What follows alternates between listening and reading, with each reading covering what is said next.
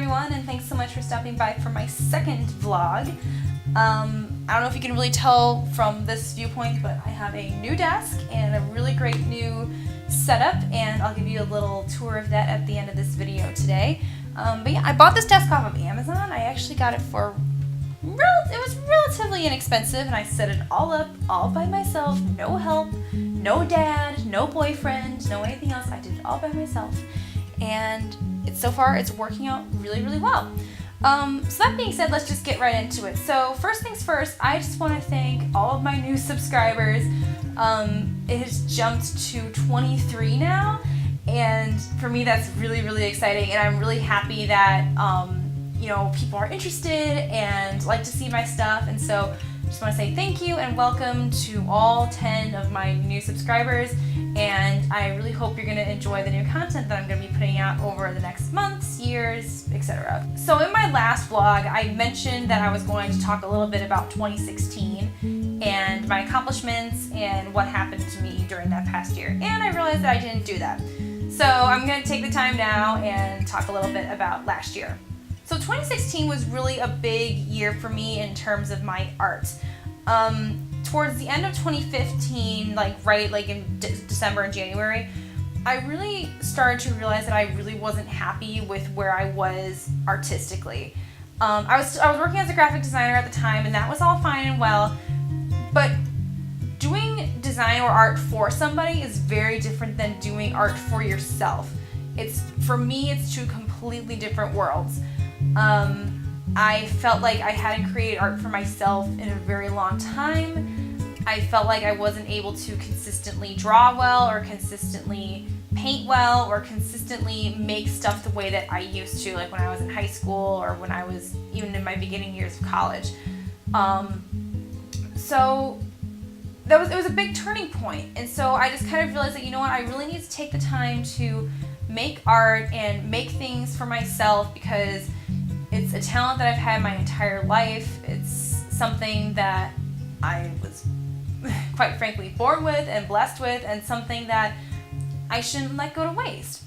And so with that, I decided to start learning how to oil paint. I had started watching Bob Ross on YouTube, and my boyfriend's mom actually got me a really nice set of Bob Ross oil paints, and I started to learn how to oil paint and started to look at other artists on YouTube, and I was looking at these really great YouTubers and these really wonderful artists, and I'm just like, this is a perfect way to express my art and share my art and share my process.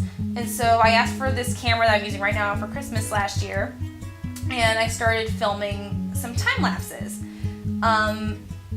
But then with that came a lot of disappointment and discouragement, because I have this terrible habit that I'm really trying to break, of thinking that every time I put my pencil to paper or put a brush to canvas or try to make anything, it needs to turn out perfect the first time.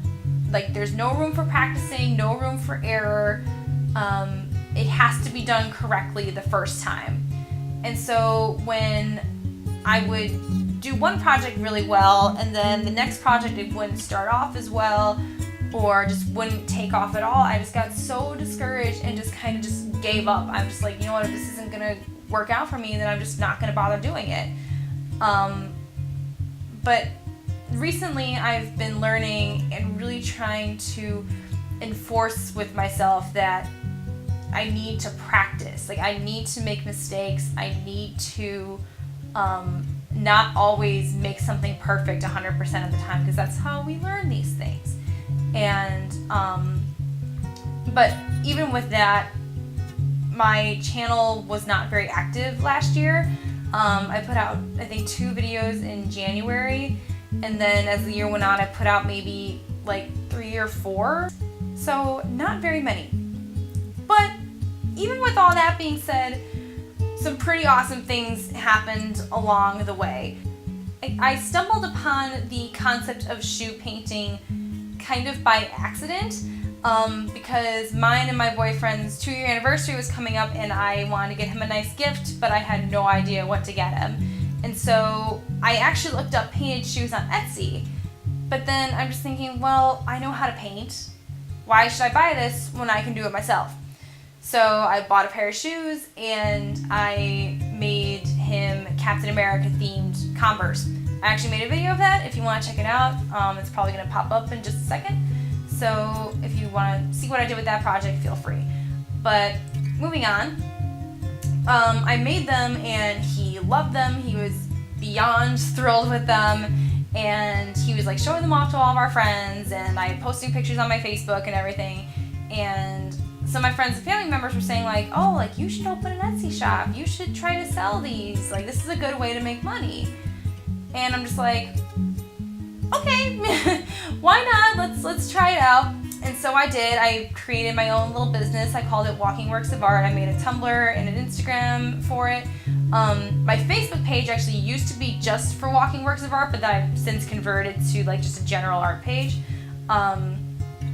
And one of the first things I posted on my Tumblr page was a photo set of the shoes that I had made for Ed. And like almost overnight, it got almost 500 notes, and I'm just like, whoa, what is this? And then people are commenting, how do I get one? How much are these? And it was one of the most thrilling experiences of my life. I'm like, people all over the world are seeing these, and people want these. People want to buy these from me. This is so cool. And so from there, I got 2 orders of the Captain America shoes. That was incredibly exciting. And I posted the next photo set of the new pair that I had made. That one got, I think it's still getting like, I think it's at almost 1,000 notes right now, and I keep getting notifications about it now, even though I think I posted it back in like June or July. It's still going. People are still reblogging it, so that's been really cool. And so then after that, I tried to create a couple of new designs. I tried to create a pair of Legend of Zelda Majora's Mask shoes. They didn't turn out well at all. They're just kind of sitting in my closet and just kind of gathering dust, but that's okay. But even though those ones kind of turned out to be a complete disaster, I did have a lot of success with this design. I decided to create a Hamilton design. I'm a big fan of the show. I wish I could afford to go see it, but unfortunately I can't. So I kind of channeled it through this shoe design. And a couple people found me on Instagram and on Tumblr around Christmas time, and I made 2 pairs of these for the holidays. And then I also had one of my coworkers order a pair of Buffy the Vampire Slayer shoes. I actually have never watched that show, but I have pictures of all of those on my Facebook page if you'd like to check those out. But a really cool thing happened to me today. A young lady had found me on Tumblr a while back, and she wanted a pair of these shoes. And her mom went ahead and ordered a pair from me for Christmas.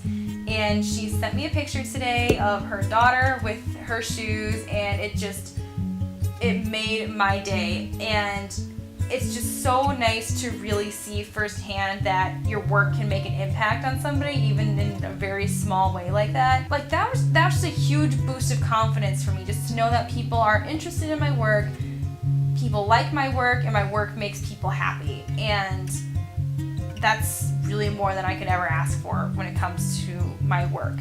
But that being said, I haven't done any shoe projects recently, and that's kind of on purpose. I've been taking a little break from those because I wanted to, for one, focus on other materials that I have, like my paints, my markers, and everything like that.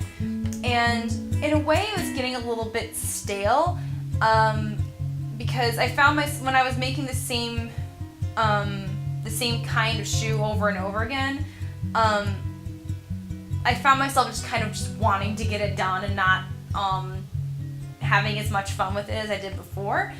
And I just didn't want it to get to a point where I was putting out a subpar product because I was bored or whatever. So, but I never got to that point. I've never put out a subpar product or anything like that.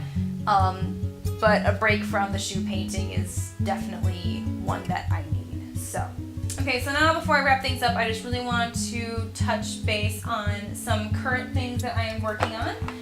First of which being this little portrait. I really wanted to start working with my colored pencils. I got them at Christmas and I haven't really used them yet, so I've been having a lot of fun thus far with this little project.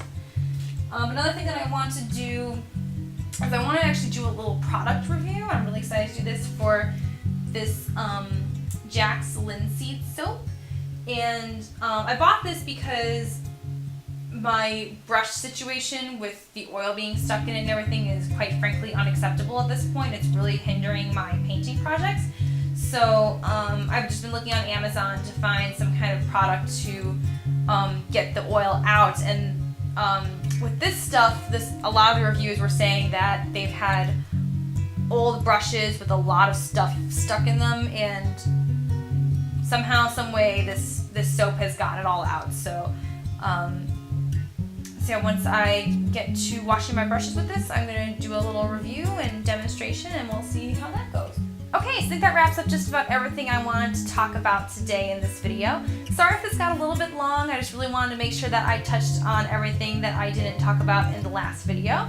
And if you'd like, please stick around for a quick little tour of my new workspace. I'm really excited for this, and I'm really excited to really take advantage of it and make some cool new stuff.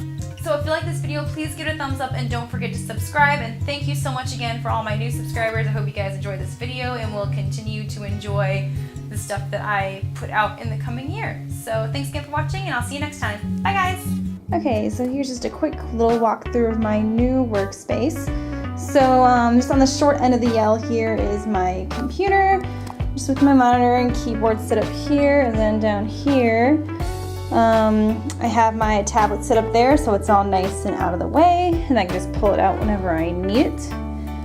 My printer, and this is like supposed to be kind of like a sketching area, but right now it's just it's a place to hold on to my oil paints and my palettes while I wait for them to dry so I can clean them up. And then over here I have like a larger kind of filming area. So this is the card table that my computer used to sit on before I got the desk. And here's this little colored pencil portrait that I'm currently working on. I just started it last night. So this one should hopefully be finished by the end of the week, so probably Saturday or Sunday. And here we just have my beautiful set of colored pencils that I got for Christmas. Alright, so moving on to my new storage situation. So I have this chest of drawers in here that recently got cleaned out. There's just a bunch of crap up on the top. So top drawer has all of like my art journaling type of stuff. I have these stencils and gessos and these foam brushes and some stamps and things. I honestly haven't even opened a lot of this yet, but I'm looking to do that in the coming weeks. Second drawer is mostly my, more of like my drawing supplies. So here I got all my Prismacolor markers all in this little box here, and this is my other set of Prismacolors. A lot of them are basically worn down to the nub. I have some oil-based Sharpies, which have been a bit handy recently. I have my glitter Copic pens, and then just a bunch of different papers. I've got some marker paper here. What is this? Some tissue paper. I have some Bristol in here too. Yes, a little Bristol pad. I have a big Bristol pad at the bottom as well. Well, it's not. It doesn't want to come out, but there it is. There's my Bristol, and I have some black paper in there as well. So this is just basically my drawing supply drawer. Oh, and I have charcoal paper as well for tracing or transferring. And then in here, there's just a lot of painting stuff. So in here I have my acrylic paints.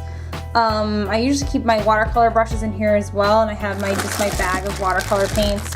These are just like student grade. I got them for Christmas, I think, a year or two ago. But yeah, just student grade. My cutting mat, and I also have like a handful of little canvases in here as well.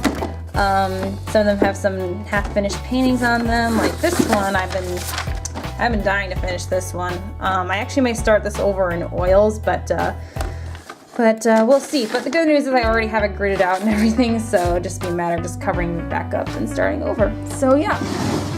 Alright, so that's my current storage situation in my workspace tour.